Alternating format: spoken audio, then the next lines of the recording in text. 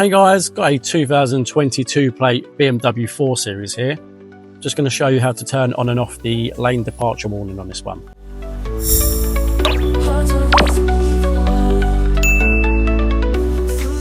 So on this one, we'll come to the screen on the centre of the dash. Then scroll down to car, clicking the dial, then go to settings, scroll across to driver assistance, safety and warnings. Then where it says lane departure warning, you can click on that. You can have it off, reduced, medium or early. So that is when you go over the white lines and you're not meant to, and without indicating, the car will alert you and it will steer you back into the white lines.